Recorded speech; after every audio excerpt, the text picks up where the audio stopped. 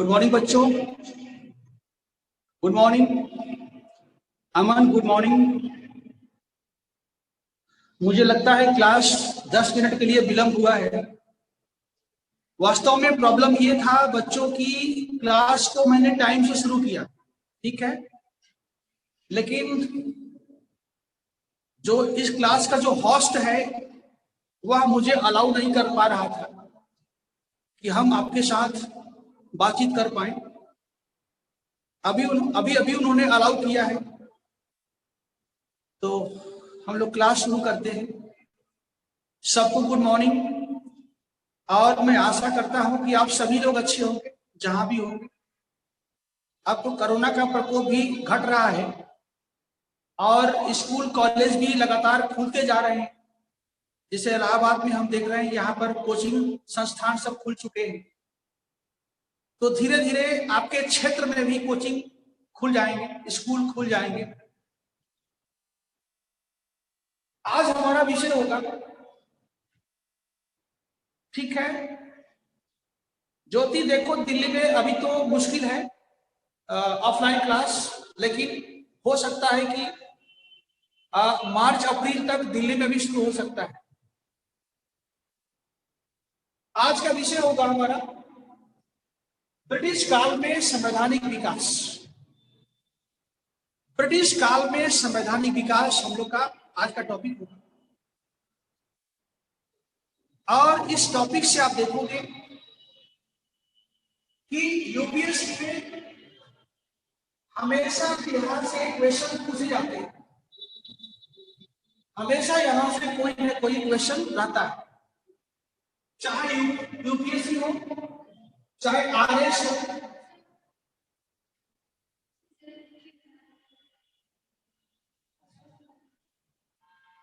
चाहे आरएस हो, चाहे बीपीएससी हो, यूपीएससी हो, चाहे जेपीएससी हो, चाहे एमपीपीसीएस हो। इन सभी परीक्षाओं में देखोगे कि इस टॉपिक से सवाल हमेशा पूछे जाते हैं। ऐसा इसलिए कि ब्रिटिश काल में जो संवैधानिक विकास होता है उसका संबंध प्रत्यक्ष रूप से भारतीय राष्ट्रीय कांग्रेस की गतिविधियों से उसका संबंध होता है। भारतीय राष्ट्रीय कांग्रेस के गतिविधियों से उसका संबंध होता है, इसका संवैधानिक विकास। और यही कारण है कि इस टॉपिक से हमेशा कोई न कोई सवाल पूछा जाता है। तो आइए सबसे पहले हम आज शुरू करते हैं कि 1773 में पहली बार ब्रिटिश इंग्लैंड की सरकार के द्वारा ये इंग्लैंड की सरकार है, इंग्लैंड की सरकार है, उसके द्वारा पहली बार भारत में ईस्ट इंडिया कंपनी पर नियंत्रण लाने का प्रयास किया जाता है। पहली बार इंग्लैंड की सरकार ने एक कानून पारित करती है, एक अधिनियम पारित करती है, जिसके द्वारा वह कंपनी की शासन पर अपना कंट्रोल स्थापित करना चाहती है। यानी वह चाहती है कि आईसी जो है वह इंग्लैंड की सरकार के अंडर में चला, ये जो है इंग्लैंड की सरकार के अंडर में काम करे, ठीक है, पहली बार ऐसा हुआ। बच्चों आप देखोगे, पहले हम लोग बैकग्राउंड को समझते हैं, तब जाकर के पूरी कहानी आपको याद है। क्योंकि मेरा मानना है कि टॉपिक को समझने से पहले, ठीक है, अच्छा बोर्ड चमक रहा है तो क्या किया जाए। आज प्रॉब्लम ये है बच्चों, यहाँ पर प्रॉब्लम थोड़ा सा ये है कि कल मैं जहां क्लास ले रहा था उसमें आज एक सेमिनार हो रहा है, चाणक्य का सेमिनार चल रहा है। अब मेरे पास कोई विकल्प था नहीं अब इसके अलावे, तो वो लोगों ने कहा कि सर ऊपर का क्लासरूम खाली है। भाई अब मेरा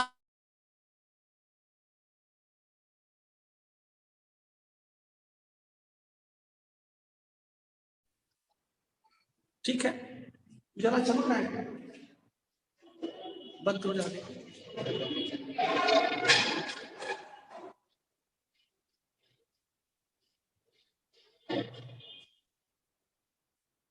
उससे नहीं होगा, हाँ पूरा वो पर्दा होता ना तब,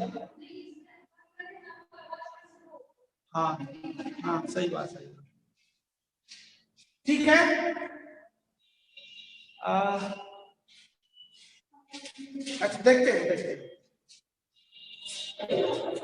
देखिए समझिए बात। सबसे पहले आप देखोगे बच्चों, हाँ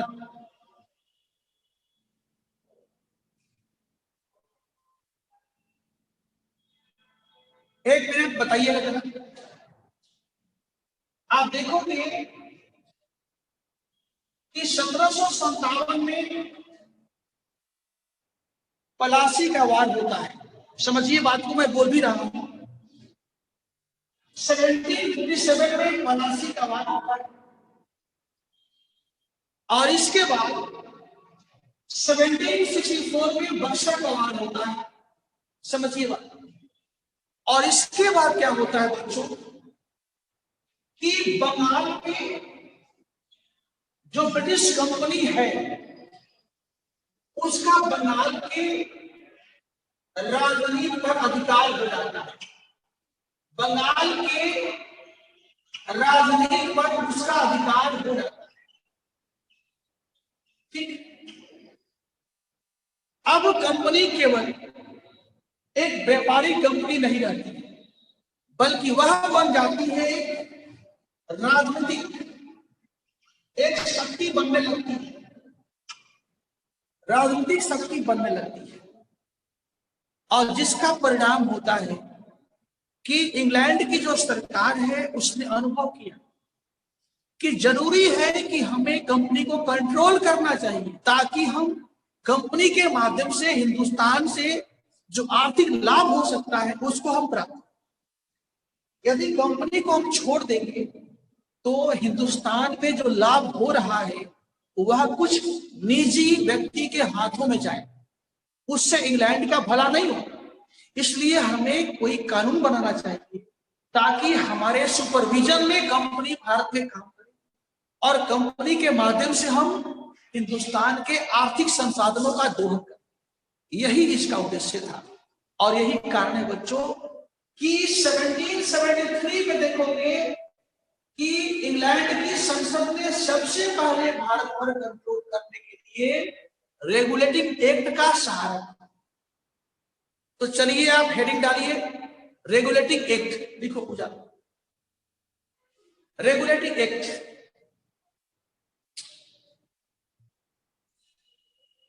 रेगुलेटिंग एक्ट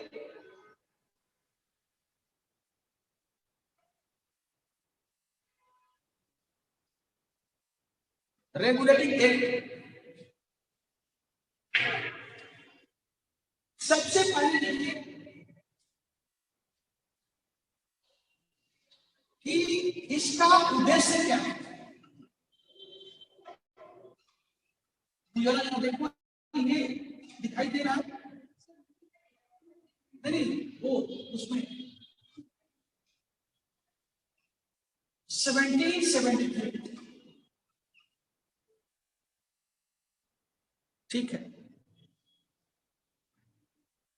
हम थोड़ा सा बड़ा बड़ा लिखेंगे, बड़ा बड़ा लिखेंगे। और आप लोग के लिए हम एक काम करते हैं और कि हम आज मार्केट जाएंगे, मार्केट और अपने लिए अलग से मार्कर लाएंगे।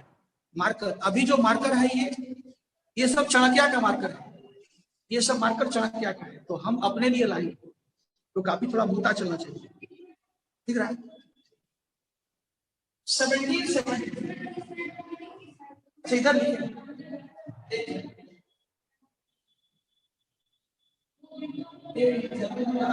कहां से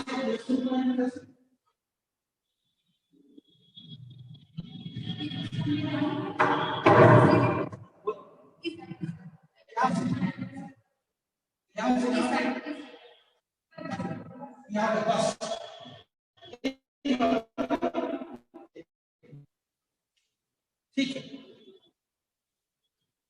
ठीक है ना। देखो यहां से बस,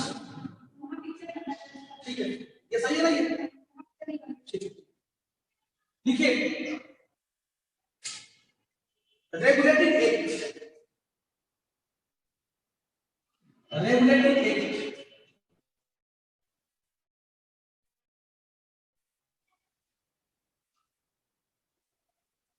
सेवेंटीन सेवेंटी थ्री। उद्देश्य, उद्देश्य देखिए, उद्देश्य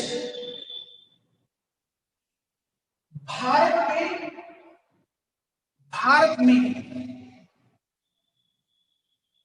ब्रिटिश कंपनी की, भारत में ब्रिटिश कंपनी की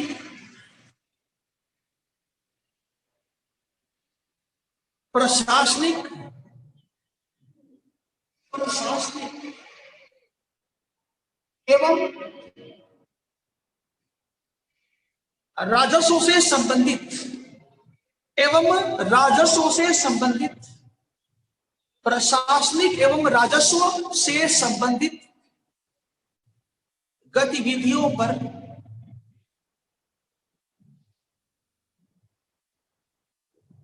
ब्रिटिश सरकार की प्रभाव को स्थापित करना, ब्रिटिश सरकार की प्रभाव को स्थापित करना, ब्रिटिश सरकार की प्रभाव को स्थापित करना।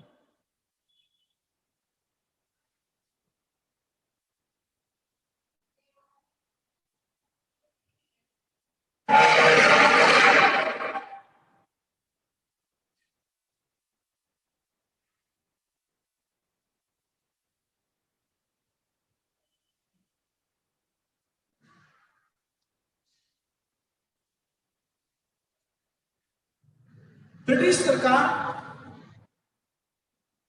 की प्रभाव को स्थापित करना, पीछे बनना,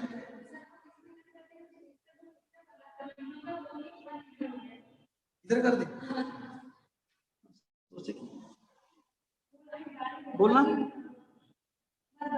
छोड़ दे, ठीक, सही बोल, अब सोचे कि इसको सामने ला, सही बात, ठीक है, ठीक है, ठीक है, आप सही होगा, चलो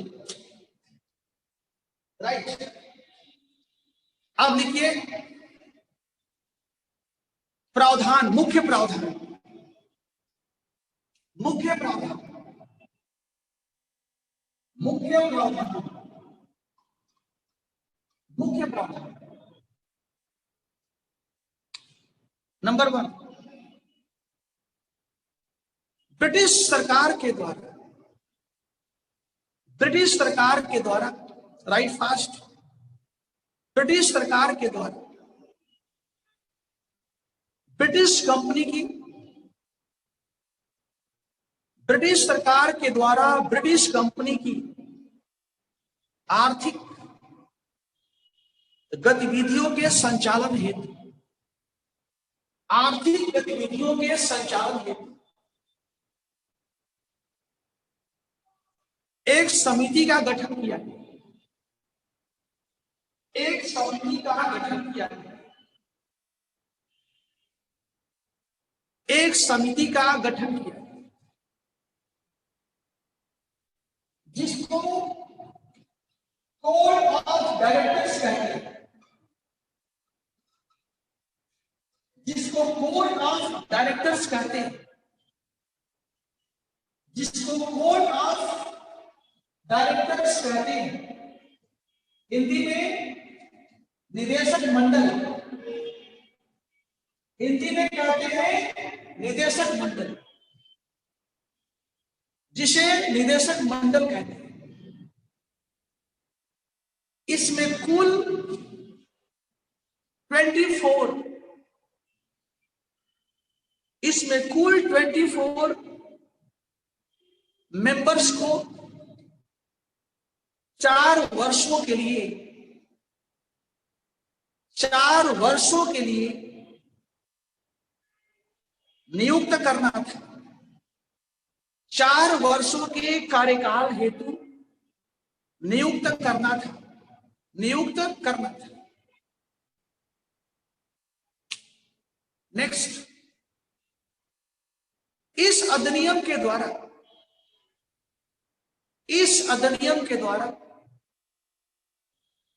बंगाल के गवर्नर को बंगाल का गवर्नर जनरल बना दिया गया। इस अधिनियम के द्वारा बंगाल के गवर्नर को बंगाल का गवर्नर जनरल बनाया गया और उसे सलाह देने के लिए और उससे सहायता करने के लिए एक 4 सदस्यीय उसे सहायता देने के लिए एक 4 सदस्यीय परिषद एक 4 सदस्यीय परिषद का गठन किया गया। 4 सदस्यीय परिषद का गठन किया गया और यह कहा गया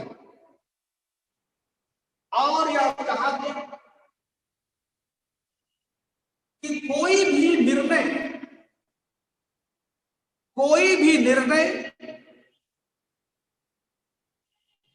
गवर्नर जनरल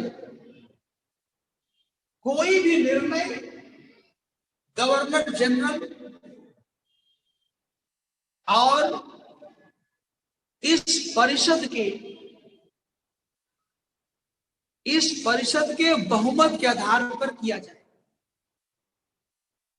इस परिषद के बहुमत के आधार पर लिया जाए।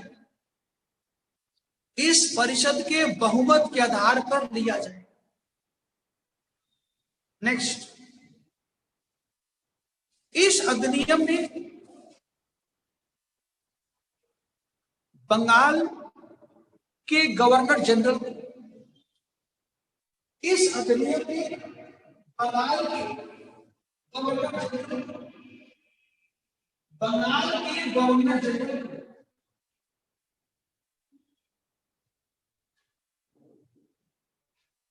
बंबई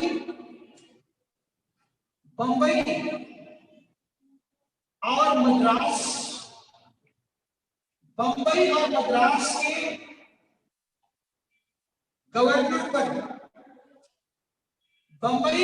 मद्रास के गवर्नर पर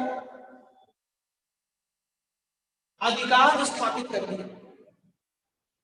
बंबई और मद्रास के गवर्नर पर अधिकार स्थापित। बच्चों, इसका मतलब है कि जो गवर्नर फोर्ट विलियम में बैठता है, वह सुप्रीम माना जाएगा। वह क्या होगा? सुप्रीम होगा।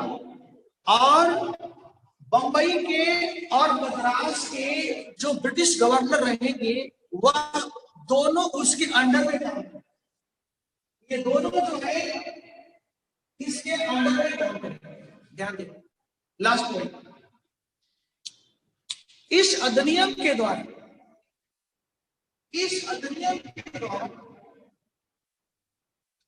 कलकत्ता में एक सुप्रीम कोर्ट भी स्थापित करने का कलकत्ता में एक सुप्रीम कोर्ट भी स्थापित करने का प्रावधान किया। कलकत्ता में एक सुप्रीम कोर्ट का स्थापना करने का भी प्रावधान किया।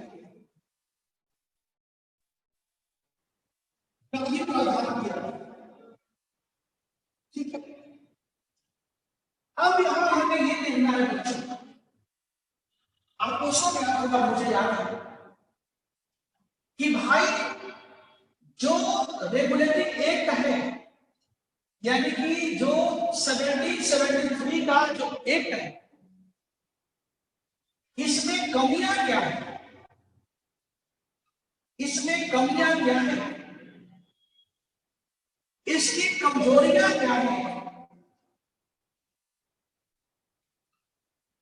इसकी सीमाएं क्या है,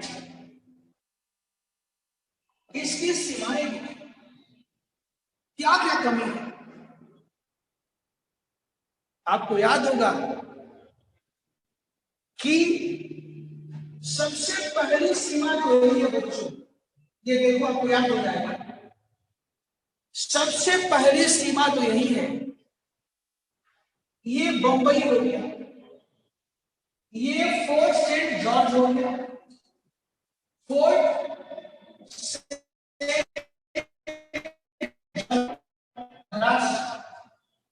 और ये फोर्ट विलियम हो गया, और ये फोर्ट विलियम हो गया। आपने कहा कि इस अधिनियम के अनुसार जो यहां ब्रिटिश गवर्नर जनरल बैठे हैं, उसका कमांड, उसका प्रभाव बंबई के बैठने वाले और मद्रास में बैठने वाले ब्रिटिश गवर्नर पर रहेगा। अच्छी बात है, यानी ये दोनों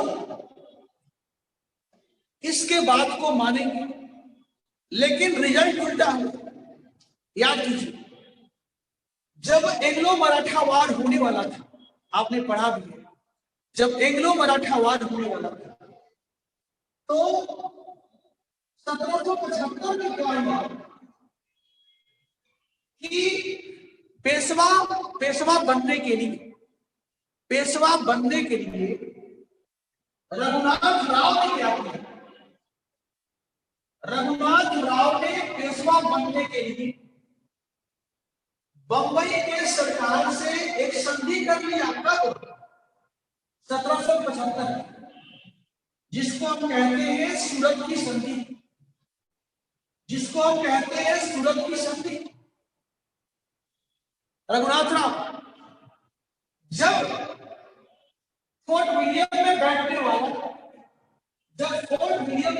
वाला British governor general Lord William Hasting को पता चला कि हमारा गवर्नर ने रघुनाथ राव के साथ सूरत की संधि किया, तो विलियम हेस्टिंग ने कहा कि ये संधि हम नहीं मानते, क्योंकि संधि करने का मतलब है कि हमें मराठों के साथ वार करना पड़ेगा, और हम नहीं चाहते हैं कि हमारा मराठों के साथ कोई वार हो। बाद में होगा, देखा जाएगा। उसने आदेश दिया किसको? बंबई के गवर्नर को, कि जो आपने संधि किया है रघुनाथ राव के साथ, उसको समाप्त कर दीजिए और कर दीजिए कि जो संधि हुआ है हम उसको नहीं मानेंगे, वो तो गलती से हो गई।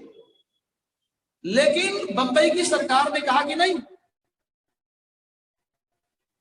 संधि हो गई है तो हो गई है, हम इसको मानेंगे। और जो इंग्लैंड की सरकार है उसने सपोर्ट कर दिया किसको? बंबई की सरकार। अंतोगत्वा विलियम हेस्टिंग को मजबूर होकर के फर्स्ट एंग्लो मराठा वार में शामिल होना पड़ा, मजबूर होकर के।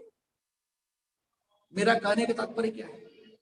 मेरा कहने का तात्पर्य है कि रेगुलेटिंग एक्ट में ये तो कहा गया कि फोर्ट विलियम में बैठने वाला ब्रिटिश गवर्नर जनरल का अधिकार बंबई प्रेसिडेंसी और मद्रास प्रेसिडेंसी पर होगा, लेकिन अधिकार को पूरी तरह से डिफाइन नहीं किया गया। यदि किया गया होता तो बिना इसके सहमति, तो बिना फोर्ट विलियम के सहमति के बंबई प्रेसिडेंसी के गवर्नर सूरत की संधि को नहीं करते। तो चलिए नोट कर लीजिए इसको। पूजा बात समझ रही तुम्हें? नोट कर लीजिए। देखिए, इस अधिनियम के द्वारा पहला सीमा है, इस अधिनियम के द्वारा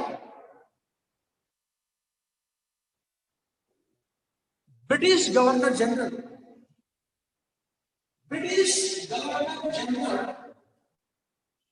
तथा ब्रिटिश प्रेसिडेंसी में बैठने वाला, ब्रिटिश प्रेसिडेंसी में बैठने वाला, ब्रिटिश प्रेसिडेंसी में बैठने वाला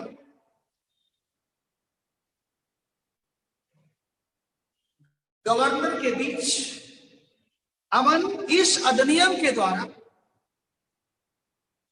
ब्रिटिश गवर्नर जनरल तथा ब्रिटिश प्रेसिडेंसी में बैठने वाले गवर्नर के बीच के क्षेत्राधिकार को पूरी तरह से स्पष्ट नहीं किया गया, पूरी तरह से स्पष्ट नहीं किया गया, पूरी तरह से स्पष्ट नहीं किया गया। एग्जाम्पल लिखिए, example. First Anglo Maratha war के दौरान, example, first Anglo Maratha war के दौरान, प्रथम आंग्ल मराठा संघर्ष के दौरान फोर्ट विलियम तथा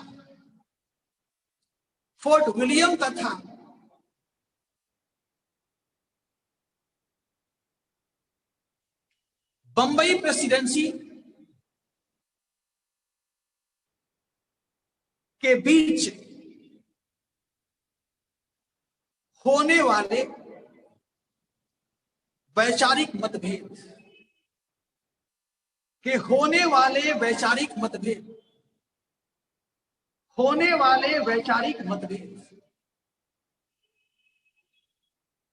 दूसरा पॉइंट नोट कीजिए।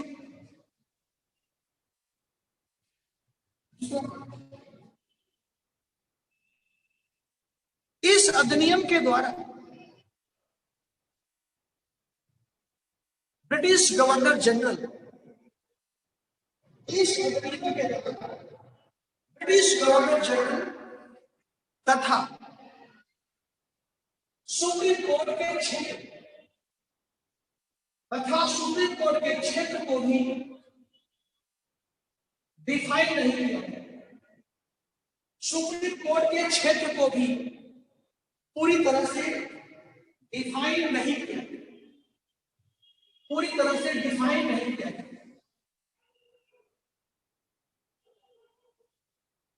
ठीक है,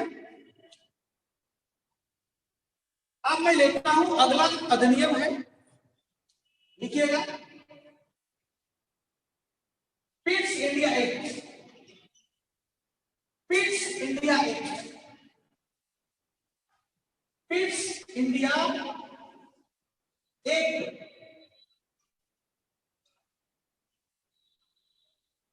पिट्स इंडिया एक्ट,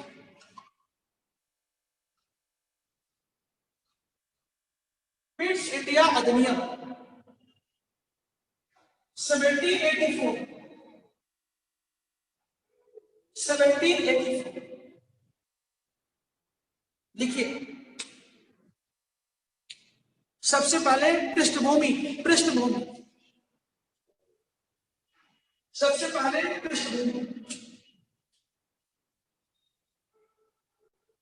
पृष्ठभूमि लिखिए, बैकग्राउंड। 1783 में 1783 पेरिस की संधि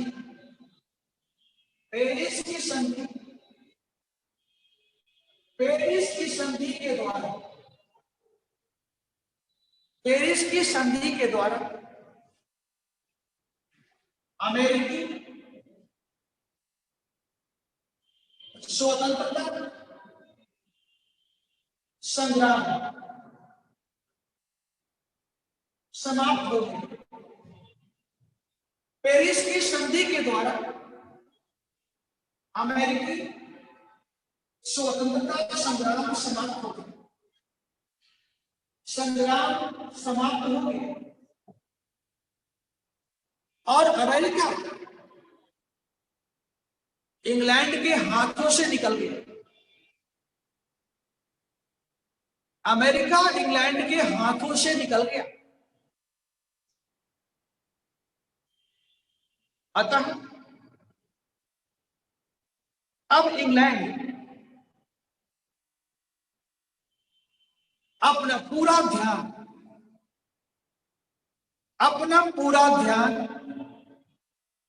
भारत पर लगाना चाहता था। अपना पूरा ध्यान भारत पर लगाना चाहता तथा पिछले अधिनियम तथा पिछले 1773 का अधिनियम तथा पिछले 1773 के अधिनियम में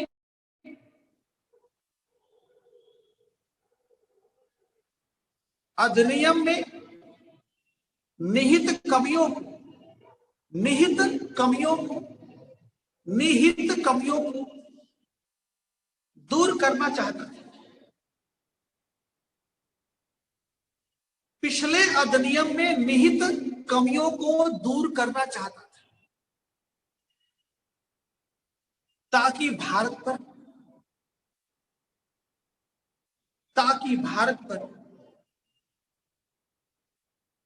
प्रभावी ढंग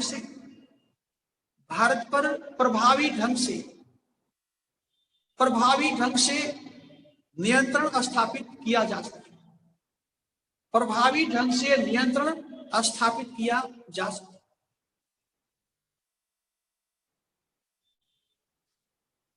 मुख्य प्रावधान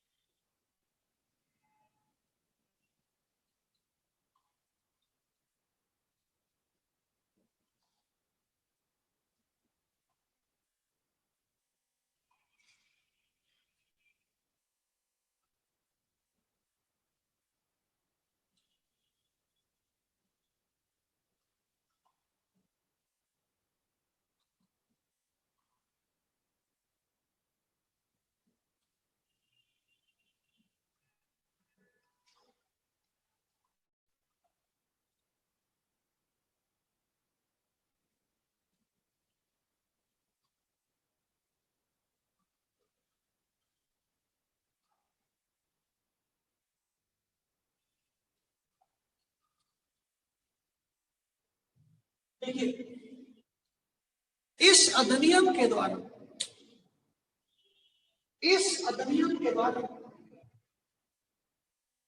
ब्रिटिश कंपनी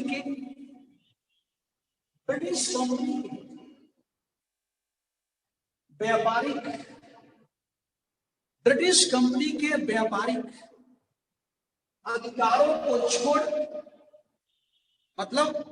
व्यापारिक अधिकारों को छोड़ दिया गया। तुम्हारे पास है प्रशासनिक, सैन्य, मिलिट्री प्लस राजस्व, रेवेन्यू से संबंधित क्षेत्रों पर नियंत्रण स्थापित कर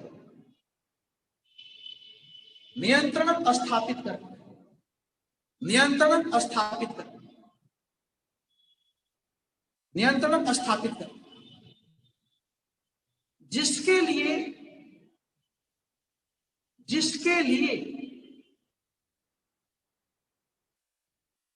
एक बोर्ड ऑफ कंट्रोल, जिसके लिए एक बोर्ड ऑफ कंट्रोल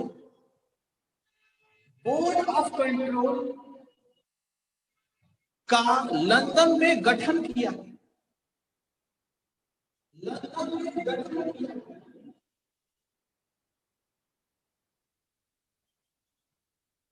लंदन में गठन किया।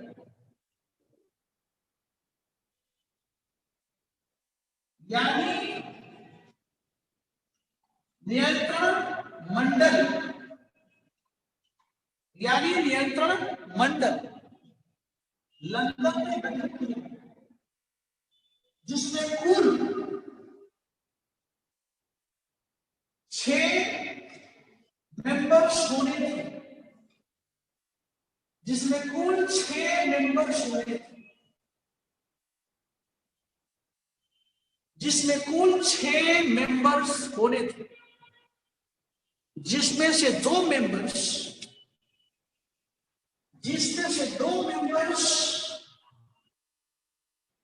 Finance minister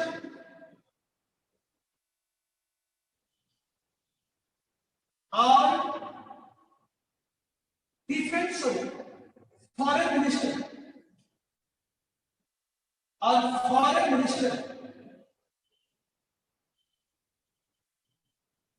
of British cabinet, जिसमें से 2 मेंबर्स वित्त मंत्री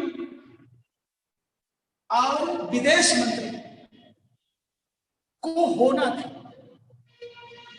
जिसमें से दो मेंबर्स को एक वित्त मंत्री और दूसरा विदेश मंत्री को होना था, जो कि ब्रिटिश कैबिनेट के मेंबर थे, ब्रिटिश कैबिनेट के मेंबर थे तथा अपने कार्यों के लिए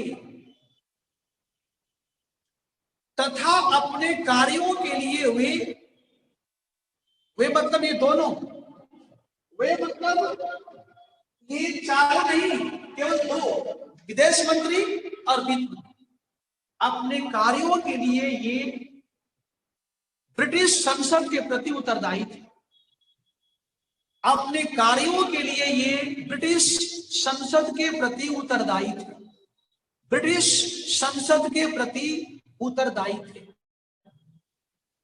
नेक्स्ट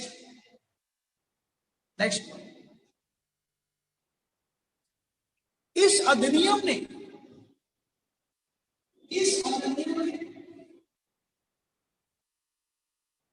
गवर्नर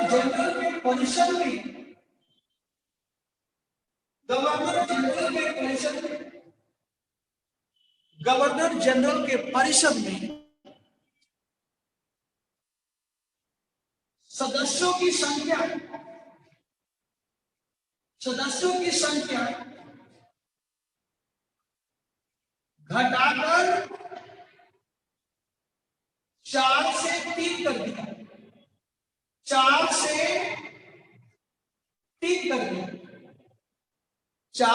3 कर दिया।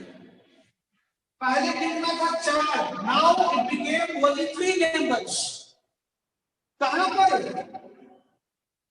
गवर्नर जनरल के परिषद में, जो गवर्नर जनरल को सलाह दिया करती थी, उसमें पहले 4 थे, अब कितने हो गए? 3 मेंबर्स हो गए। और कहा गया कि कोई भी डिसीजन कैसे होगा? इस परिषद के बहुमत के आधार पर होगा। कोई भी डिसीजन इस परिषद के बहुमत के आधार पर लिया जाएगा। ध्यान दें। नेक्स्ट पॉइंट, लास्ट पॉइंट, इस अधिनियम में यह भी कहा गया,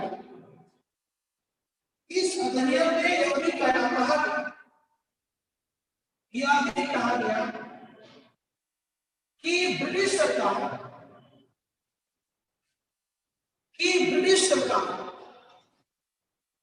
यानी ब्रिटिश कंपनी भारत में युद्ध के माध्यम से अपने क्षेत्रों का विस्तार नहीं करेगी, अपने क्षेत्रों का विस्तार नहीं करेगी।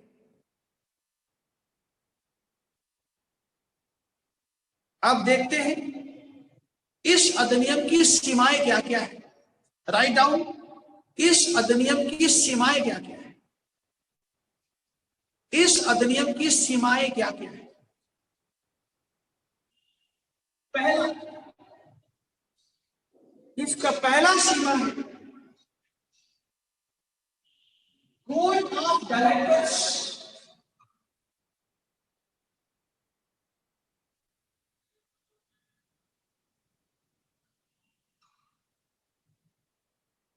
Board of control.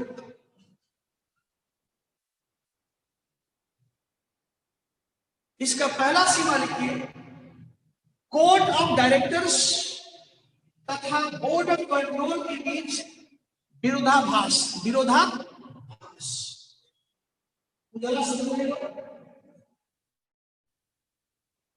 समझे है ना। अब ये कुछ कहेगा और ये इसको क्या बोलेंगे, द्वैध शासन। इसको हम कह सकते हैं द्वैध शासन। क्या है, द्वैध शासन।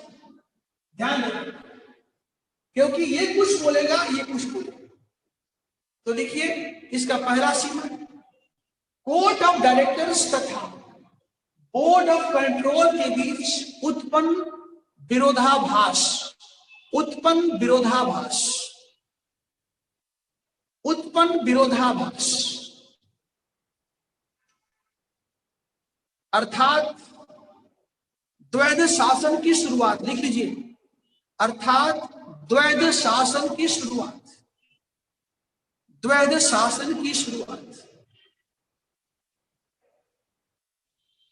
दूसरा दूसरा दूसरा सीमा, इस अधिनियम में युद्ध क्षेत्र विस्तार न करने का आश्वासन दिया गया, न करने का आश्वासन दिया गया, न करने का आश्वासन दिया गया। लेकिन ब्रिटिश कंपनी के द्वारा, लेकिन ब्रिटिश कंपनी के द्वारा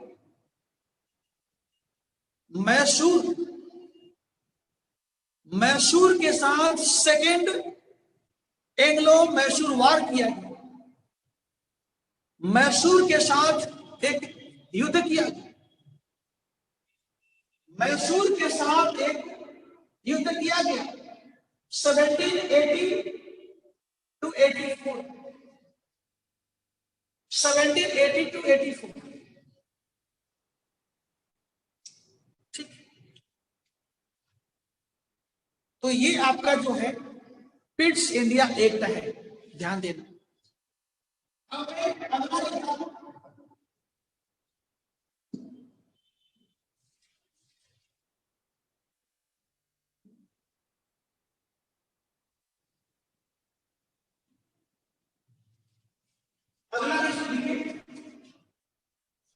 1813 का चार्टर अधिनियम, 1813 का चार्टर अधिनियम, 1813 का चार्टर अधिनियम, 1813 का चार्टर अधिनियम। ठीक है, सबसे पहले हम देखेंगे इसका बैकग्राउंड क्या है, इसका पृष्ठभूमि क्या है। ठीक है बेटा, समझ में आ रहा बिल्कुल। इसका पृष्ठभूमि क्या है, इसका बैकग्राउंड क्या है। आप सभी लोग जानते हैं, क्योंकि इतना दिन से हम लोग पढ़ रहे हैं, जब हम लोग भारत में ब्रिटिश सरकार की आर्थिक नीतियों के बारे में पढ़ रहे थे, आपको याद होगा, इसका तो शुरू ही है कि इंग्लैंड में क्या हुआ, इंग्लैंड में होने वाली औद्योगिक क्रांति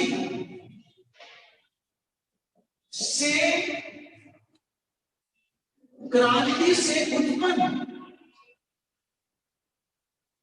आर्थिक प्लस सामाजिक परिस्थितियां, है ना, परिस्थितियां, आर्थिक एवं सामाजिक परिस्थिति, लिंक नोट कर, औद्योगिक क्रांति से उत्पन्न, औद्योगिक क्रांति से उत्पन्न आर्थिक एवं सामाजिक परिस्थिति, आर्थिक एवं सामाजिक परिस्थिति जिसने वाणिज्यवाद के जगह पर, जिसने वाणिज्यवाद के जगह पर, जिसने वाणिज्यवाद के जगह पर पूंजीवाद को प्रमोट किया, जिसने वाणिज्यवाद के स्थान पर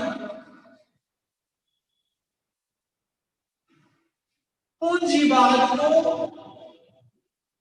बढ़ावा दिया, बढ़ावा दिया, ठीक है। अच्छा, इसका कलर ब्लू आता हो, ब्लू आता होगा, ये एक सही है, दिखाई दे रहा है, बढ़ावा दिया, जिसका मांग था, जिसका मांग था, जिसका मांग था मुक्त व्यापार की नीति को प्रोत्साहन, मुक्त व्यापार की नीति को प्रोत्साहन देना, प्रोत्साहन देना, मुक्त व्यापार की नीति को प्रोत्साहन देना, ठीक है। अब लिखिए इसका प्रावधान, इसका मुख्य प्रावधान क्या है, इसका मुख्य प्रावधान क्या है, इसका मुख्य प्रावधान क्या है।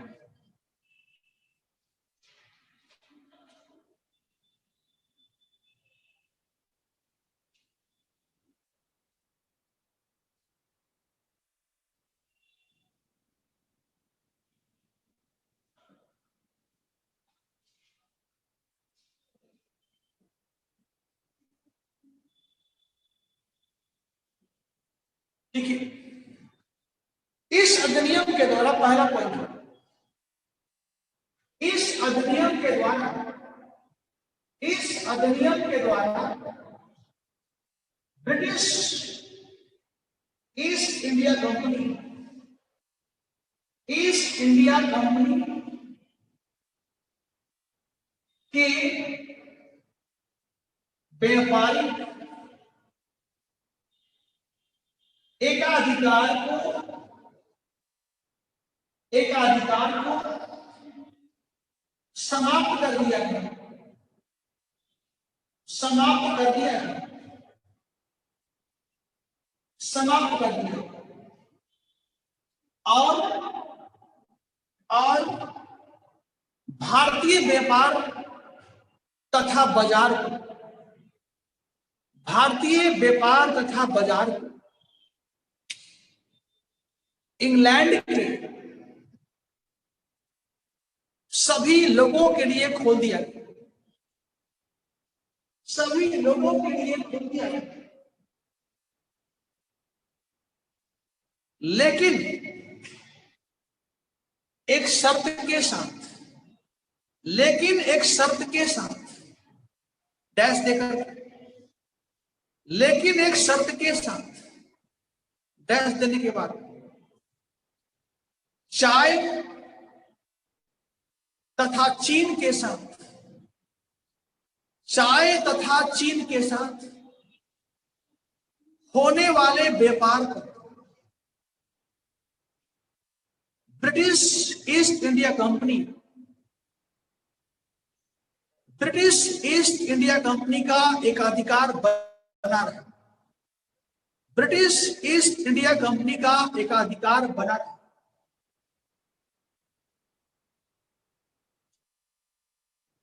दूसरा प्रावधान नोट कीजिएगा, दूसरा प्रावधान, दूसरा प्रावधान, इस अधिनियम में कहा गया, इस अधिनियम में कहा गया कि भारत में ब्रिटिश कंपनी प्रतिवर्ष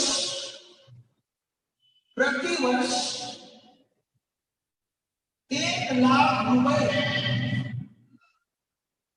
1 लाख रुपए भारतीय लोगों को शिक्षा देने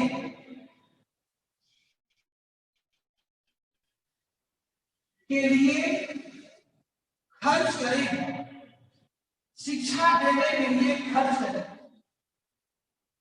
शिक्षा देने के लिए खर्च करें।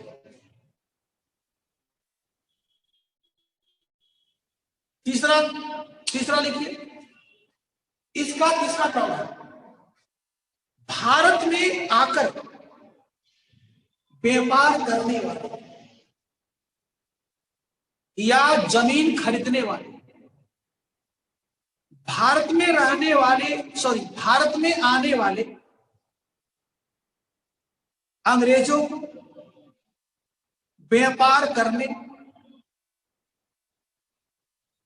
जमीन खरीदने, यहां बसने के लिए ब्रिटिश सरकार से लाइसेंस लेना होगा,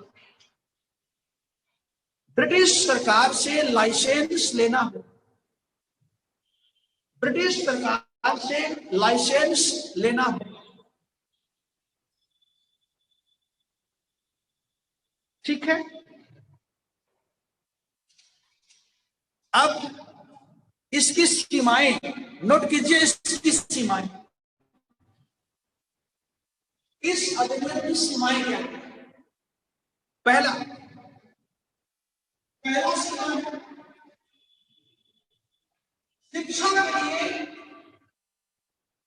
शिक्षा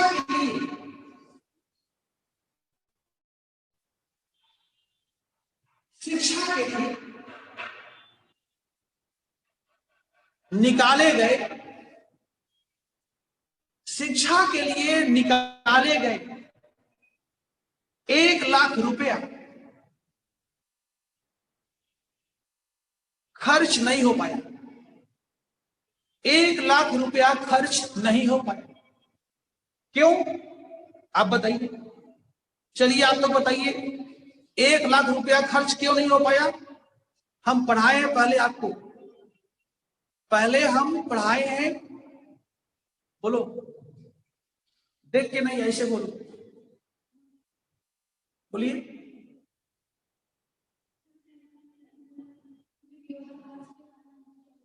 क्या विरोधाभास? जोर से बोलो। हाँ देखो, बच्चे उत्तर दे रहे हैं, क्योंकि सिलेबस डिफाइंड नहीं था। बहुत सुंदर, बहुत बढ़िया भाई, बहुत अच्छी बात है। बाजुरा, प्रियंका, बहुत सुंदर। ये डिफाइंड नहीं था कि सिलेबस क्या होगा, मैंने बताया था। और इसीलिए बाद में आपको याद होगा कि बेंटिक ने क्या किया कि मैकाले के अंडर में एक शिक्षा समिति का गठन किया। बेंटिक ने क्या किया कि मैकाले के नेतृत्व में एक शिक्षा समिति का गठन किया था। एक शिक्षा समिति का बताने के लिए ये बताओ कि एजुकेशन का सिलेबस क्या होगा और ये बताओ कि एजुकेशन का मीडियम क्या होगा, हिंदी मीडियम होगा या इंग्लिश मीडियम होगा। इसलिए पैसा खर्च नहीं हो पाए, ध्यान देना। अगला लिखिए नंबर 2।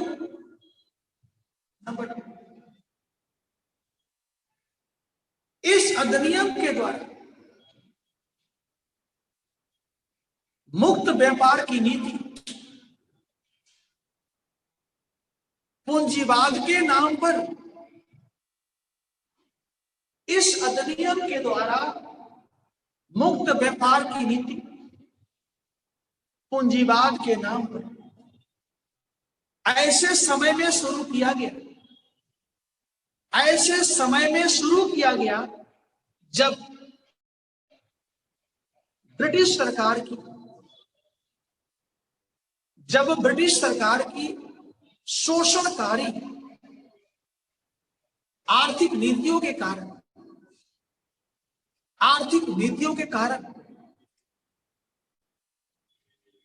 भारतीय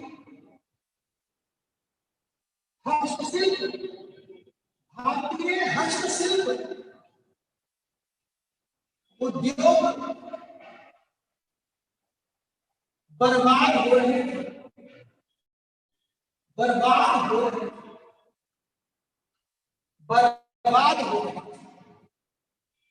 ऐसे समय में लागू किया गया निःशुल्क फ्री ट्रेड पॉलिसी को, जब ब्रिटिश सरकार की आर्थिक नीतियों के कारण हिंदुस्तान के हस्तशिल्प उद्योग बर्बाद हो रहे थे। रिजल्ट क्या होगा? रिजल्ट होगा कि भारतीय बाजार जो है वह ब्रिटिश सामानों से भर गया, जिसका रिजल्ट हुआ कि भारतीय बाजार में ब्रिटिश सामानों का बाढ़ आ गया और हमारा जो घरेलू बाजार था वह भी हमारे हाथों से निकल। ये सब पहले आप पढ़े हैं, आप जोड़ सकते हैं, कोई जरूरत नहीं है इन चीजों को बताने के लिए, आपको जोड़ लेना होगा। ठीक है, हमने केवल संकेत दे दिया। ठीक है, अगला हम लेते हैं 1833 का चार्टर एक्ट। 1833 का चार्टर एक्ट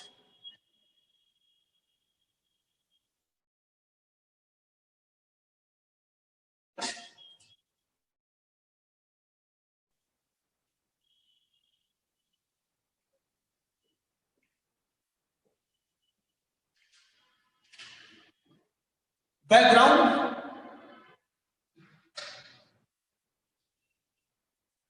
इसका पृष्ठभूमि क्या है?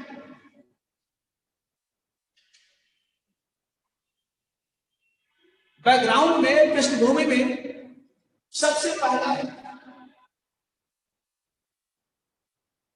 औद्योगिक क्रांति से उत्पन्न पूंजीवाद का प्रभाव।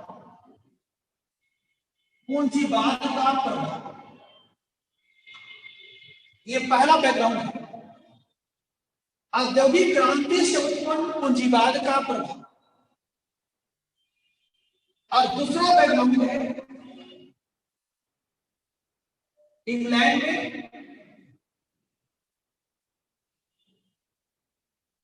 में होने वाली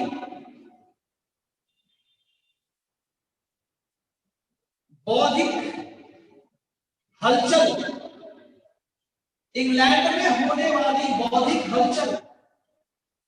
हलचल जिसके द्वारा विज्ञानवाद, जिसके द्वारा तर्क बुद्धिवाद, जिसके द्वारा समतावाद, जिसके द्वारा मानवतावाद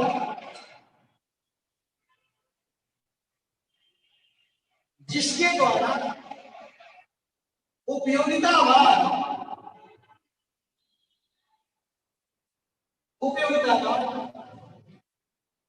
जिसके द्वारा उपयोगितावाद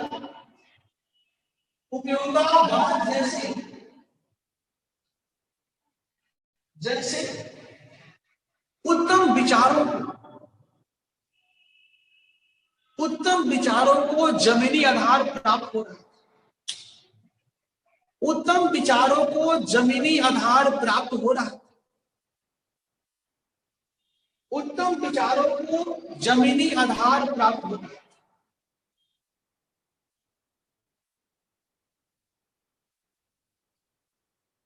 जैसे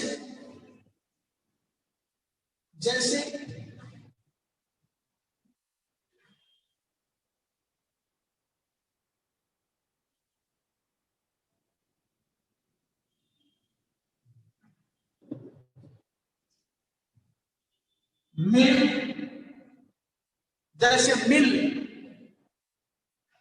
बेंथम,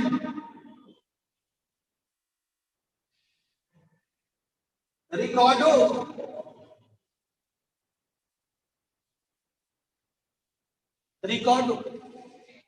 ठीक है। जैसे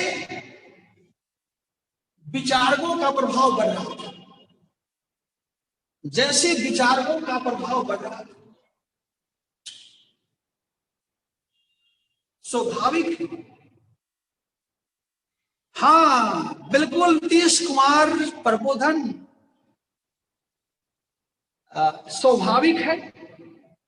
स्वाभाविक है कि इसका भारत पर भी प्रभाव पड़ा। स्वाभाविक है कि इसका भारत पर भी प्रभाव पड़ा।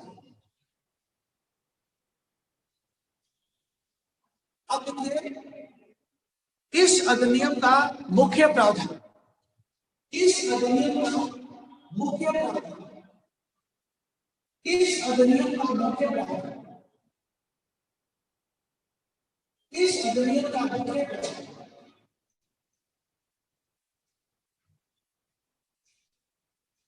सबसे पहले 1813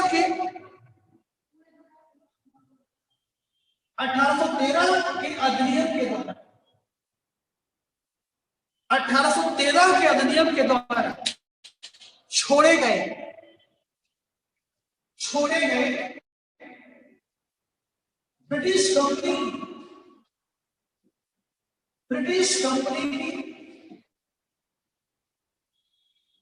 ब्रिटिश कंपनी की शेष अधिकारों को भी समाप्त कर दिया।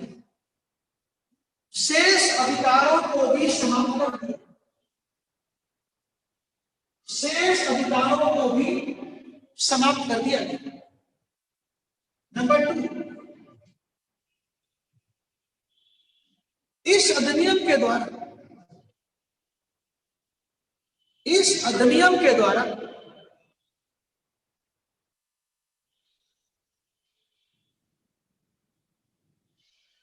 बंगाल के गवर्नर जनरल को भारत का गवर्नर जनरल घोषित किया।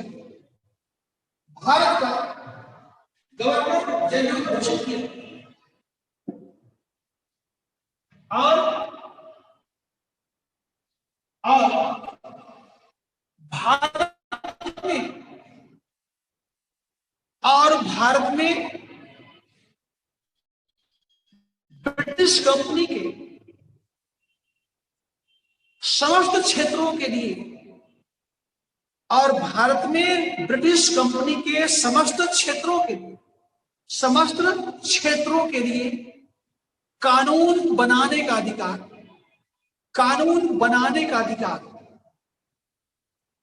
गवर्नर जनरल तथा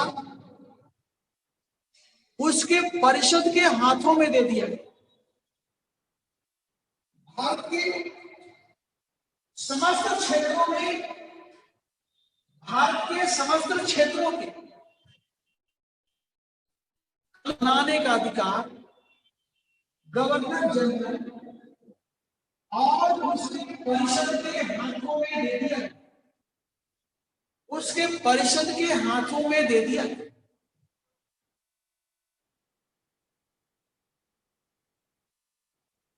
और इसके लिए गवर्नर जनरल के परिषद में एक अतिरिक्त कानूनी सदस्य को रखा गया। और इसके लिए गवर्नर जनरल के परिषद में एक अतिरिक्त कानूनी सदस्य को रखा गया, जो लॉर्ड मैकाले था। भारत मंत्री नहीं, अमन भारत मंत्री नहीं, बच्चा ध्यान रखना। भारत मंत्री कब आएगा अमन? वो आएगा 1858 के बाद, ध्यान देना, है ना। भारत मंत्री जो है अमन तब आएगा जब हिंदुस्तान में EIC का रूल समाप्त हो जाएगा और शासन करने का दायित्व क्राउन के हाथ में दिया जाएगा, तब आएगा भारत मंत्री, अभी नहीं, ध्यान देना। इस तरह का फैक्चुअल मिस्टेक नहीं करना है ना। बिल्कुल सही प्रियंका आपने पकड़ा है, आफ्टर 1857।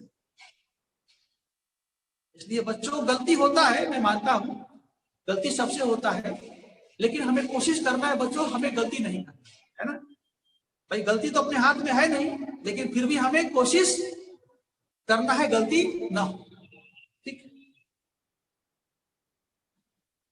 और पहला मेंबर बना लॉर्ड मैकाले, और यह पहला मेंबर बना लॉर्ड मैकाले, यह पहला मेंबर बना लॉर्ड मैकाले।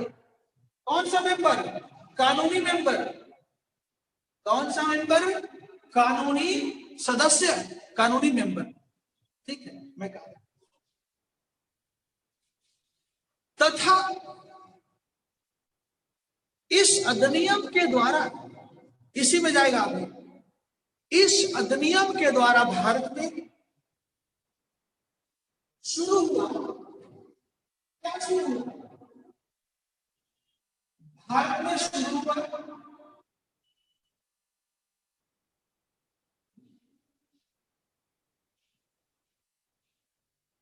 सेंट्रलाइजेशन ऑफ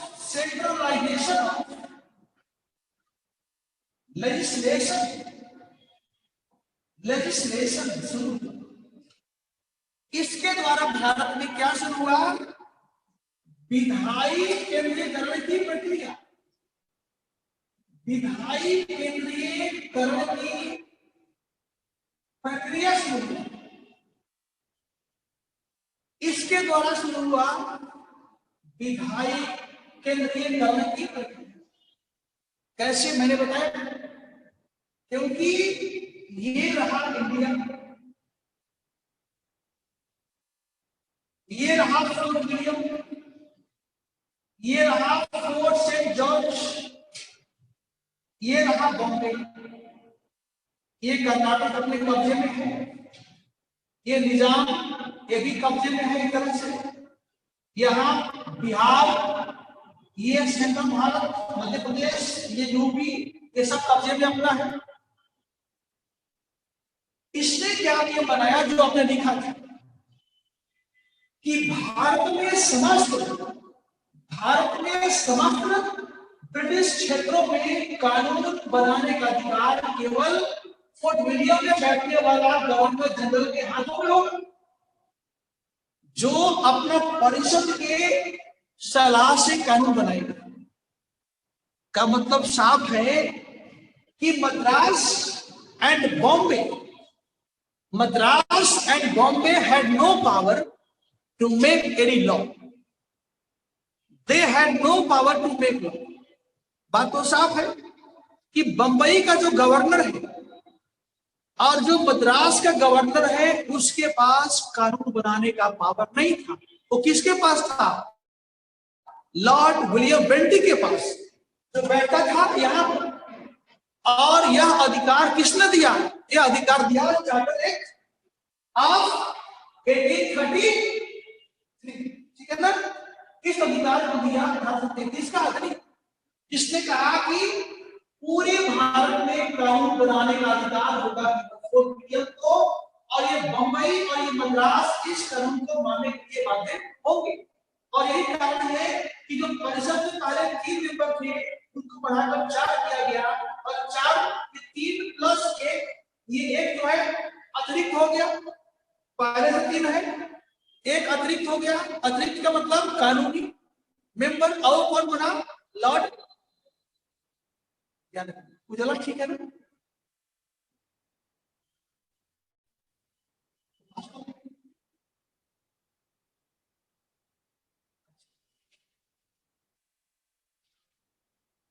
आप देखिए अगला मैं लेता हूं। ब्रिटिश सरकार ने किसी में, अगला प्रावधान है,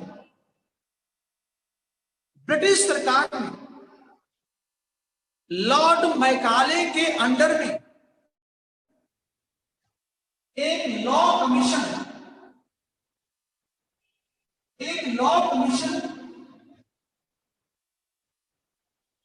के गठन करने का प्रस्ताव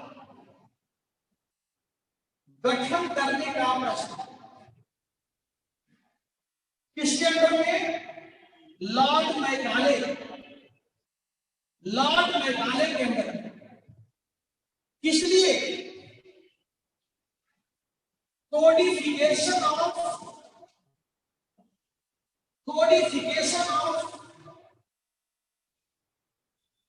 लॉज इन इंडिया। यह समिति का काम क्या होगा? कोडिफिकेशन ऑफ लॉज इन, यानी भारत में कानूनों को संग्रह करना। बच्चों ध्यान रखो, ये कानून बिखरे हैं, एक यहाँ है, एक यहाँ है, ऐसे ऐसे कानून बिखरे हुए हैं, ऐसे कानून क्या है? बिखरे हैं।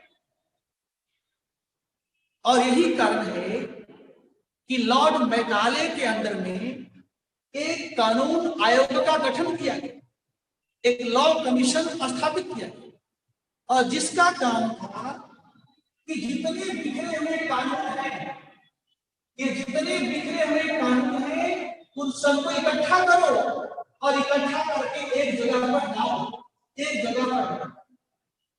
और यही बना आईपीसी। बच्चों, यही बना आईपीसी, इंडियन पेनल कोड।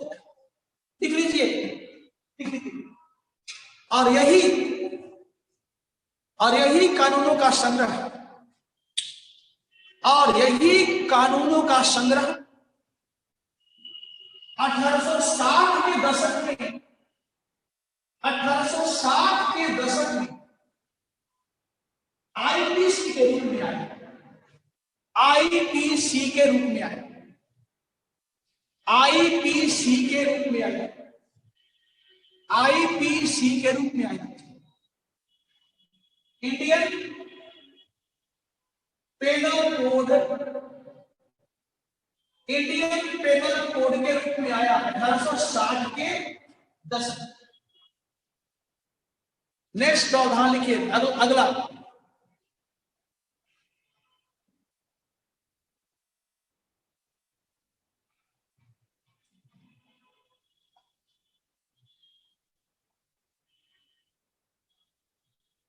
ठीक है, अगला नोट कीजिए। इस अधिनियम में यह प्रावधान किया गया, इस अधिनियम में यह प्रावधान किया गया, अधिनियम में यह प्रावधान किया गया कि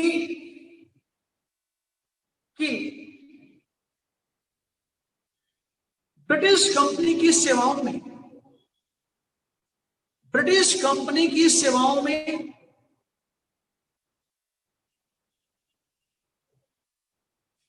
भारतीय लोगों को भी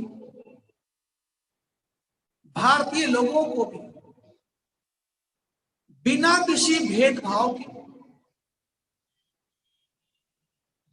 एक परीक्षा के माध्यम से, एक प्रतियोगी परीक्षा के माध्यम से लिया जाएगा। नेक्स्ट, इस अधिनियम में ब्रिटिश सरकार को भारत में समाज सुधार के क्षेत्र में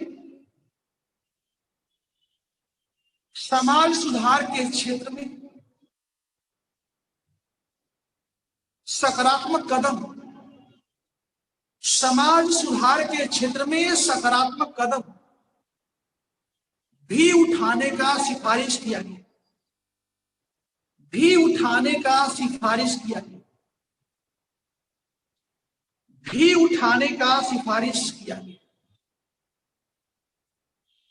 लिख लीजिए मुनमुन।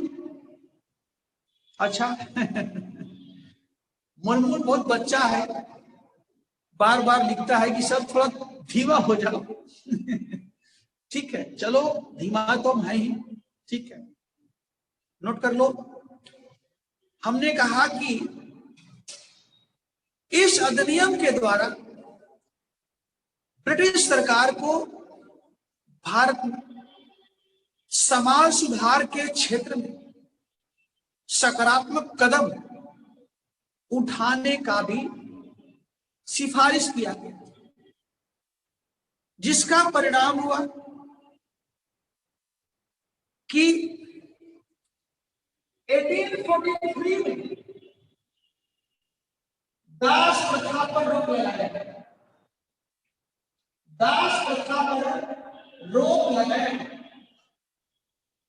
1843 में दास प्रथा पर रोक लगाया।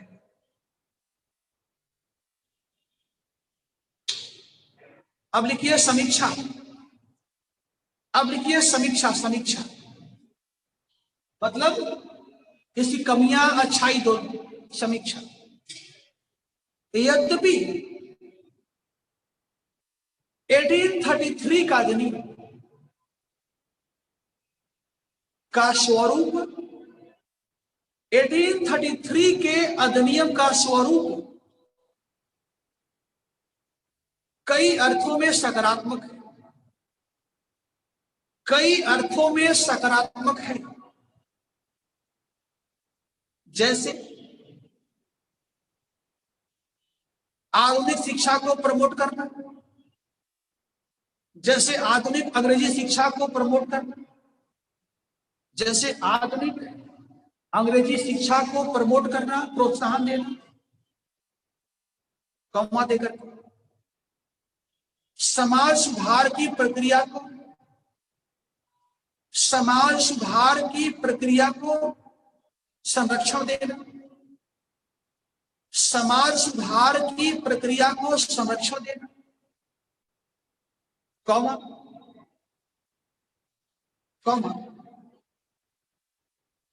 भारतीय लोगों को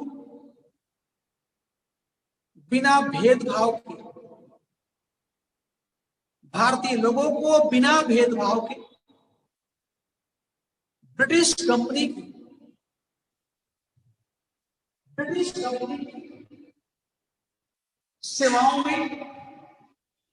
सेवाओं में रखने का प्रावधान करना,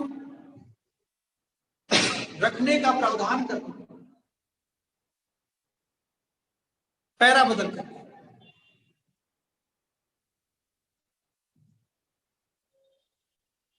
सही अर्थों में पैरा चेंज करने के बाद सही अर्थ में यह 1833 का अधिनियम या 1833 भी भारत में ब्रिटिश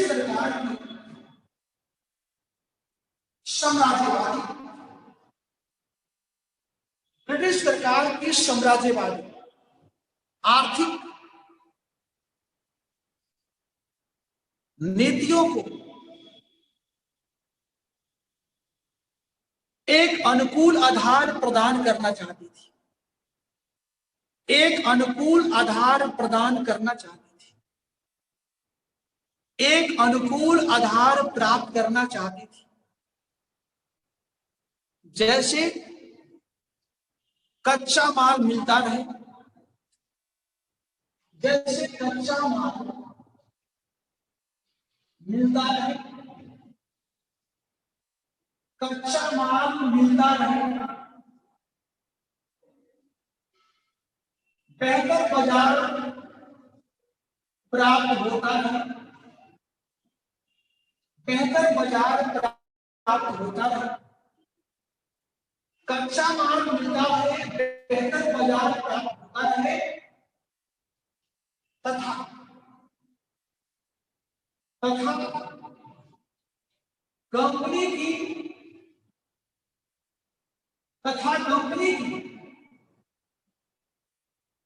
कंपनी की सेवाओं में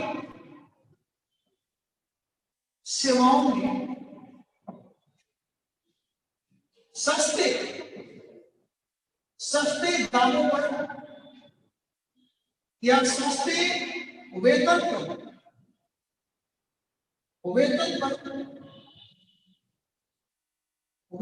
पर कुछ भारतीय काम करने हेतु मिलते रहे, काम करने हेतु मिलते रहे,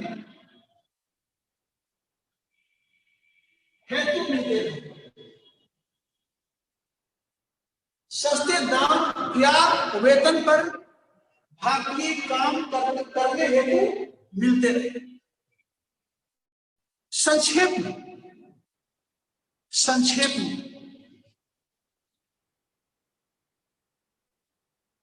इसके साम्राज्यवादी उद्देश्य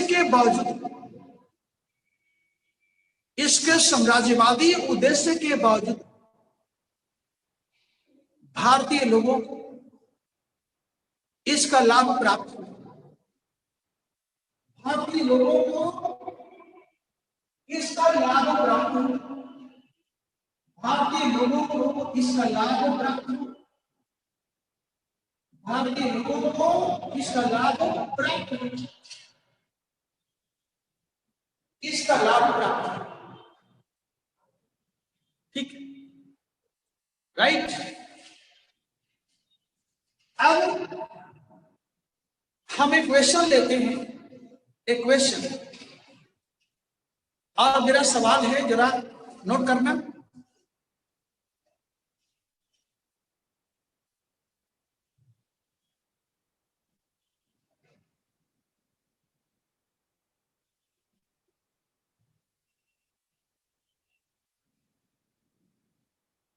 Deregulating Act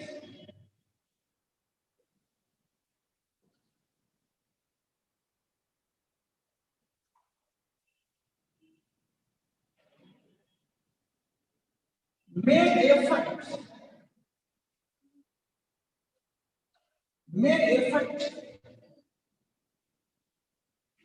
to find a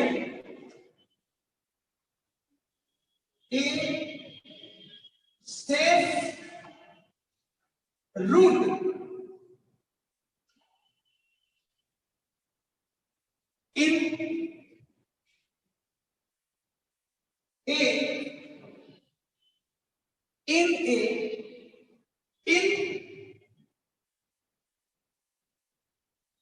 unknown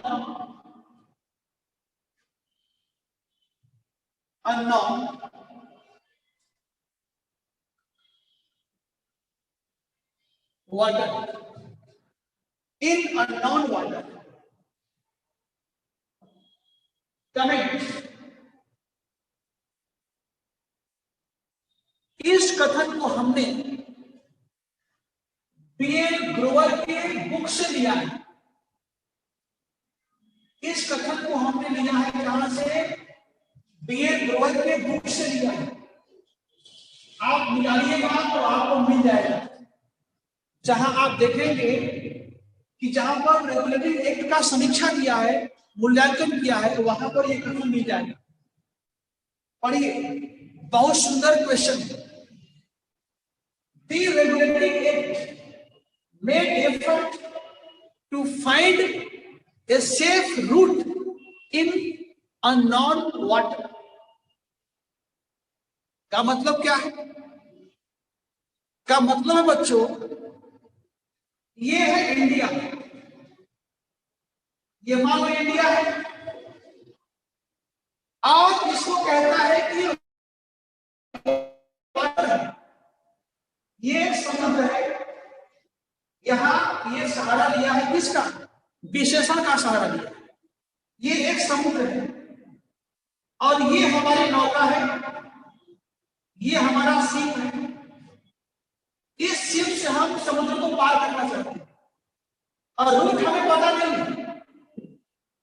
हमें रूट पता नहीं है कि हमें कैसे पार करना, क्योंकि पहली बार हम इस समुद्र में पैर रखने जा रहे हैं। इसके पहले हमने इस समुद्र को देखा नहीं, तो रूट पता नहीं। अब हमारे सामने चैलेंज है कि हम कैसे एक सेफ रूट को लेकर के पार करते। इसका मतलब हुआ कि इंडिया में पहले जो ब्रिटिश कंपनी थी वह व्यापार करने आई थी। सीधी सी बात, वह क्या करने आई थी? क्या दिखाई देगा?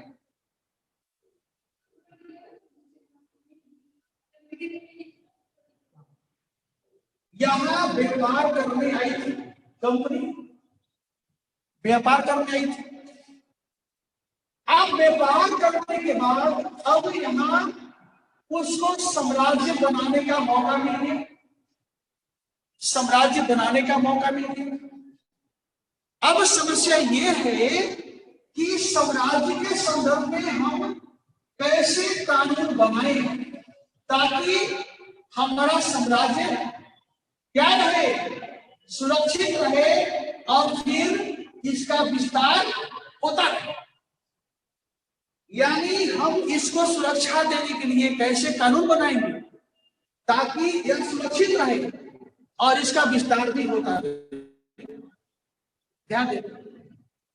इसीलिए किसी ने कमेंट किया कि चूंकि यह पहला अधिनियम था, इसके पहले तो कोई अधिनियम नहीं, क्योंकि ये पहला कानून था इसलिए इसका कंडीशन, इसका स्थिति ऐसे था जैसे कि हम उस समुद्र में जा रहे हैं जहां पर हमने कभी पैर नहीं रखा है, कभी पार नहीं किया। इसीलिए आप देखेंगे इसमें कई कमी रह गई। मैंने बताया कई कमी रह गई। आपने ये नहीं बताया कि जो गवर्नर जनरल है उसका काम क्या, जो गवर्नर है उसका काम। आपने ये नहीं बताया कि सुप्रीम कोर्ट का क्षेत्र क्या होगा और हमारा क्षेत्र क्या होगा। यही कारण। तो बच्चों इस प्रश्न को लिखिएगा, ठीक है? हम अगला प्रश्न देने जा रहे हैं।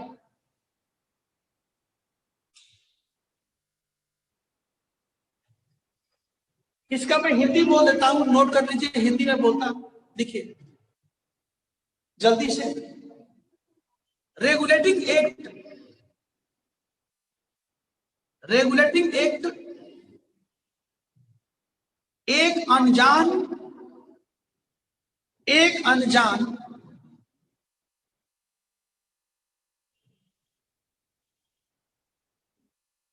पानी में, जल में, मतलब जल का मतलब समुद्र, जो भी मान लीजिए, एक अनजान पानी में या जल में एक सुरक्षित मार्ग खोजने का प्रयास था।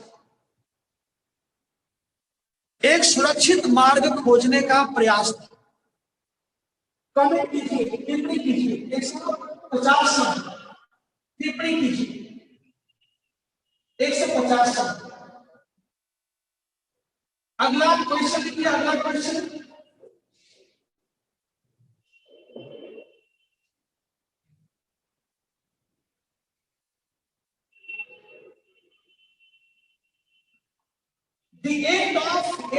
1830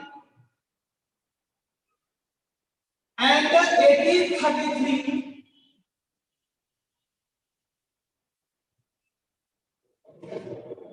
played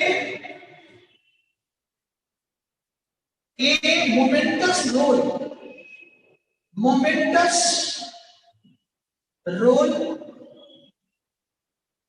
in the beginning of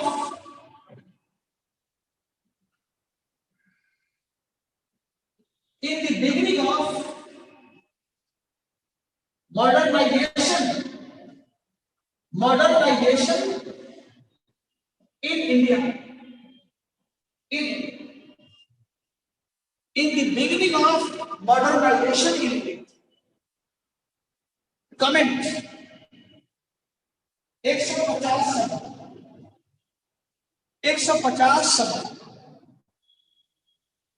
150 शब्द इसका हिंदी लिखे, इसका हिंदी 1813 तथा 1833 1813 तथा 1833 के अधिनियमों ने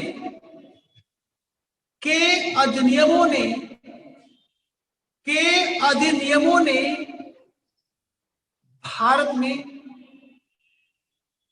आधुनिकीकरण का मार्ग प्रशस्त कर दिया। ये अलग सवाल बन गया, ये अलग सवाल है। हिंदी अलग हो गया बच्चों, इसका हिंदी अलग होगा। अब मैंने एक अलग सवाल बना दिया। 1813 तथा 1833 के अधिनियमों ने भारत में आधुनिकीकरण का मार्ग प्रशस्त कर दिया। आधुनिकीकरण का मार्ग प्रशस्त कर दिया अथवा आधुनिकीकरण में मुख्य भूमिका निभाया। अब दोनों एक हो गया। अथवा आधुनिकीकरण में मुख्य भूमिका निभाया। अथवा आधुनिकीकरण में मुख्य भूमिका निभाई। टिप्पणी कीजिए 150 शब्द। अगला question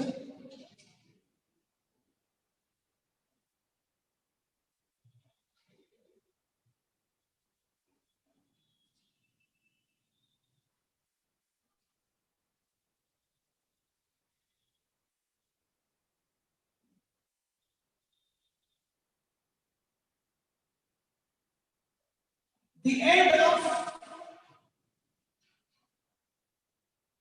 the rule of British East India Company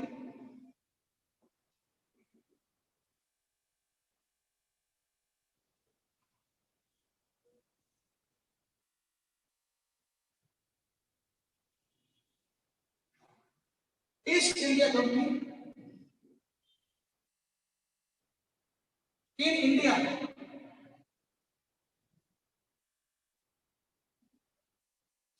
was inherent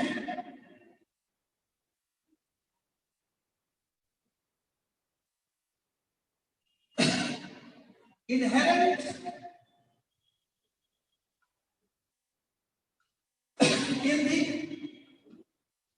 Act of 1853।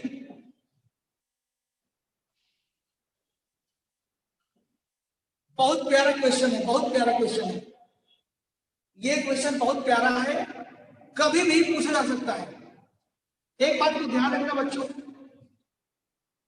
कि हमने शुरू से प्रयास किया है, शुरू से पलासी से हमने शुरू किया, उसके पहले से कि क्लास में हमने केवल उन प्रश्नों को आपके सामने रखा जो बहुत महत्वपूर्ण है। हमने कभी भी कमजोर सवालों को आपके सामने नहीं रखा। जितने सवाल है सब मजबूत है और खुशी इस बात की है कि आप सभी उन सवालों का उत्तर लिखने में आप सक्षम हो गए। खुशी इस बात की। इससे फायदा क्या होगा कि जब ऐसे सवालों को आप लिख सकते हैं तो आपके लिए आसान सवालों को लिखना आपके लिए सरल हो जाएगा। ध्यान दीजिएगा, इसका हिंदी नोट कीजिए। हिंदी, भारत में ईस्ट इंडिया कंपनी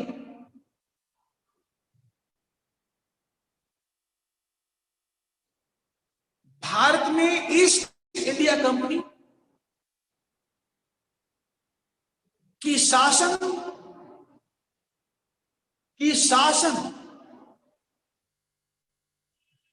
के समाप्ति का संकेत शासन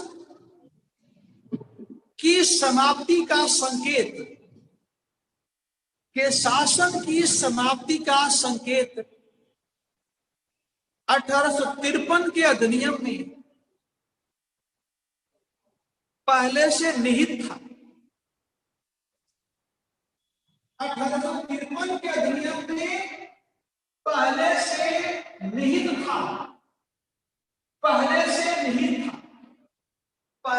निहित था। यानी इसका उत्तर साफ साफ है।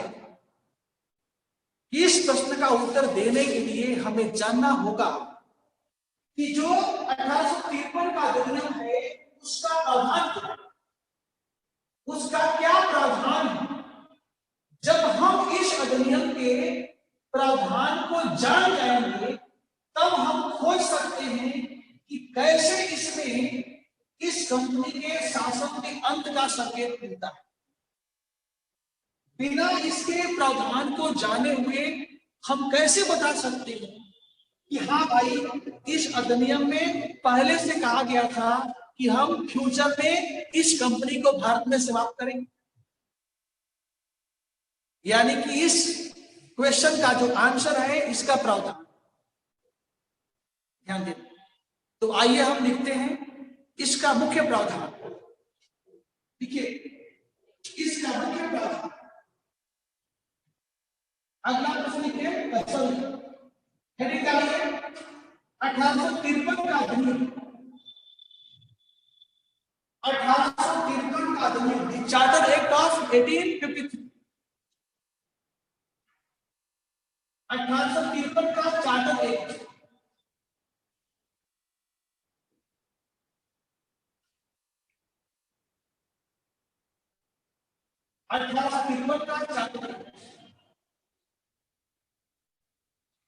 देखिए प्रावधान,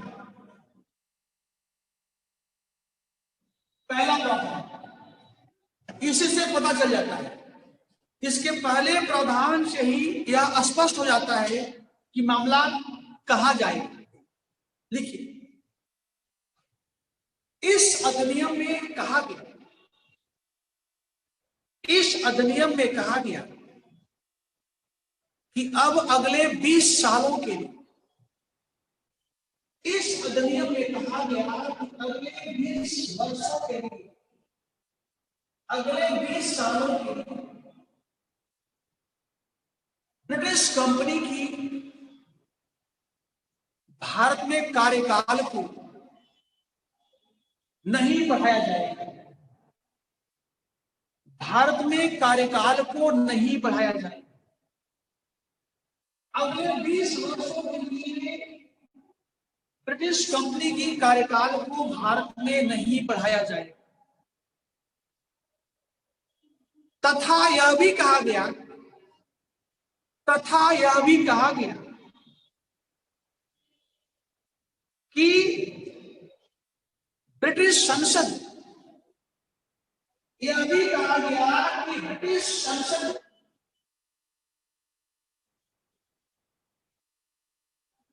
एक कानून बनाकर, एक कानून के जरिए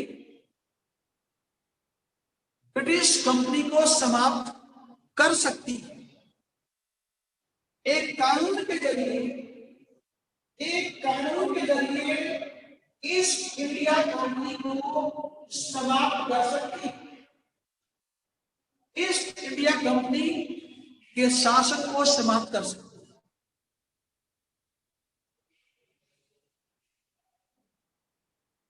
ठीक, अब आप एक काम करिए कि एक नोट लिखिए, यहां पर नोट, एक लिखिए नोट। नोट का मतलब है बच्चों कि इसका इस प्रावधान से कोई लेना देना। ध्यान देना, जो मैं नोट में बोलने जा रहा हूं वह इस अधिनियम का प्रावधान नहीं है। इस बात को ध्यान रखना। ऐसा नहीं करना कि उसको भी जोड़ देना चाहिए, वो अलग है। हाँ, जब तुलना करोगे, समीक्षा करोगे जब, तो वहां पर नोट को जोड़ सकते हो कि भाई मामला ये है। लिखो, नवंबर नवंबर 1858, नवंबर 1858 में महारानी विक्टोरिया के नाम से, महारानी विक्टोरिया के नाम से एक घोषणा पत्र जारी किया गया।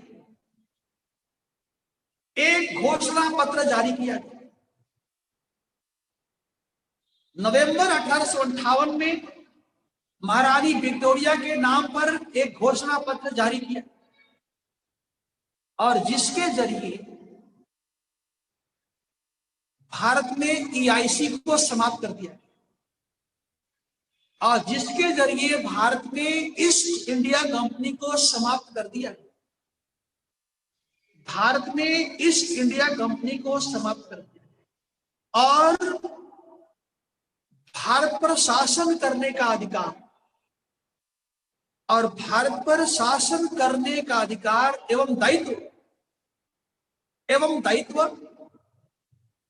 अब क्राउन के हाथों में दे दिया। अब ब्रिटिश क्राउन के हाथों में दे दिया, जो इंग्लैंड में स्थित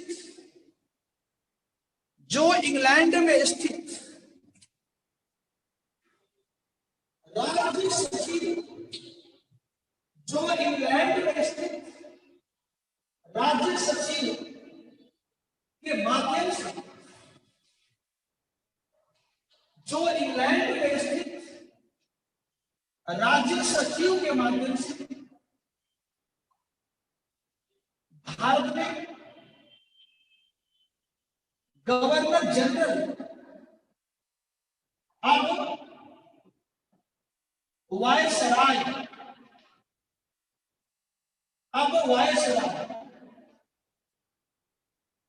जो इंग्लैंड में स्थित राज्य सचिव के माध्यम से भारत के गवर्नर जनरल अब वायसराय के द्वारा भारतीय शासन और प्रशासन का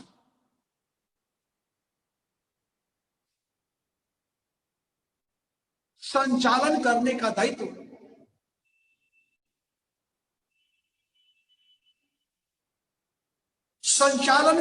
दायित्व अपने हाथों में ले लिया,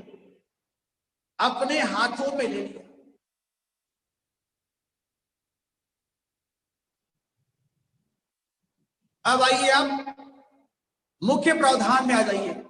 अब आइए, नोट को छोड़ दीजिए, आइए मुख्य प्रावधान। नोट आपका हो गया, अगला मुख्य प्रावधान।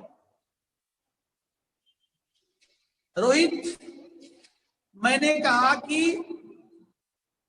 अब क्राउन, देख लेना मैं बोलता हूं, क्योंकि सेंटेंस याद नहीं रहता है एग्जैक्टली। मैंने कहा था कि इस अधिनियम के द्वारा, मतलब नवंबर 1858 के कानून के द्वारा, अधिनियम के द्वारा भारत में ईस्ट इंडिया कंपनी के शासन को समाप्त किया गया और भारत में शासन प्रशासन चलाने का अधिकार ब्रिटिश क्राउन के हाथों में दिया गया, जो भारत सचिव के माध्यम से भारत के गवर्नर जनरल अब वायसराय के द्वारा शासन प्रशासन चलाने का दायित्व अपने हाथों में, ठीक है ना, ठीक है। अब लिखिए अगला पद, code of directors, code of directors, code of directors, code of directors में सदस्यों की संख्या 24 से घटाकर 18 कर दिया, 24 से घटाकर 18 कर दिया। कोर्ट ऑफ डायरेक्टर्स में सदस्यों की संख्या 24 से घटाकर 18 कर दिया गया, 18, जिसमें से कुछ मेंबर्स को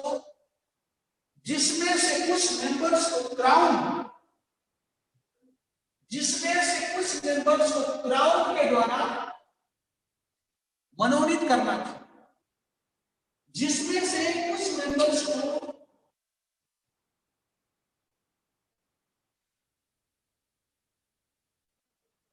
मैंने कहा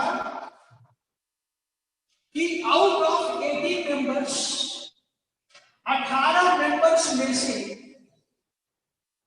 कुछ को सब क्राउन के द्वारा नॉमिनेट करना था, 18 में से कुछ क्राउन को नॉमिनेट करना था। लास्ट इस अधिनियम के द्वारा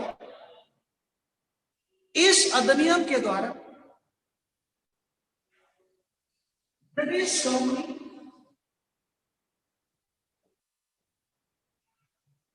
कंपनी की प्रशासनिक सेवाओं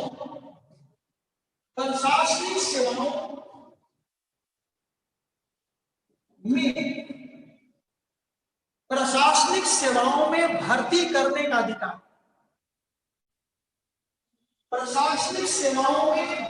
करने का अधिकार, कोर्ट ऑफ डायरेक्टर से छीन लिया गया। भर्ती करने का अधिकार कोर्ट ऑफ डायरेक्टर्स के हाथों से छीन लिया गया। भर्ती करने का अधिकार कोर्ट ऑफ डायरेक्टर्स के हाथों से छीन लिया गया तथा लॉर्ड मैकाले के अंडर में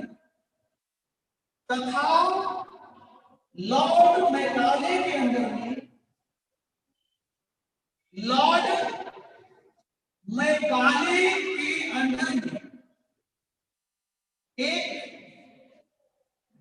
सिविल सर्विस कमीशन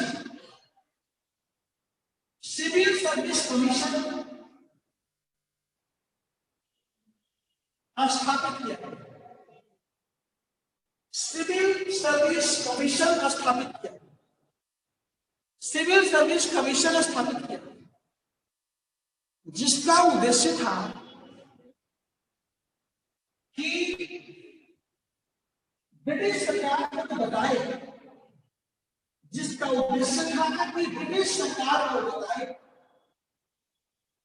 ब्रिटिश सरकार को सुझाव दे कि इसके लिए परीक्षा कैसे, कहां पर होगी, परीक्षा का सिलेबस क्या होगा, परीक्षा का योग्यता क्या होगा, ये सब बताओ। ठीक, परीक्षा का वो कहां होगा, कैसे होगा, उसका सिलेबस क्या होगा और फिर उसका क्वालिफिकेशन। ठीक है, तो ये आपका जो है 1853 का एक्ट है। ठीक है, राइट, जहां से क्वेश्चन आ सकता है जो हमने बताया था आपको कि भारत में टाइम हो गया। ठीक है बच्चों, आई एम सॉरी कि हम लोग का टाइम हम लोग का हो गया है, और जो शेष भाग बचा हुआ है उसको हम लोग कल पूरा करेंगे। यानी कल का हमारा जो टॉपिक होगा उसमें हम लोग चर्चा करेंगे 1861 का एक्ट, 1892, इसके बाद मॉर्ले-मिंटो रिफॉर्म, इसके बाद 1919 और 1935, ठीक है। और इसके बाद कल से ही हम पोस्ट इंडिपेंडेंस भी शुरू करें। ओके, आई होप आप लोग स्वस्थ होंगे और लगातार जो हम लोग अध्ययन कर रहे हैं उसको लगातार रिवाइज कीजिए। और हाँ, एक आदित्य कोई बच्चा है उसको नोट्स चाहिए, मैं देख रहा हूं व्हाट्सएप पर कई दिनों से वो लिख रहा है कि हमें नोट्स दे दिया जाए, यदि संभव हो सके आप लोग से तो उससे आप लोग मदद करें, ठीक है। Thank you. बहुत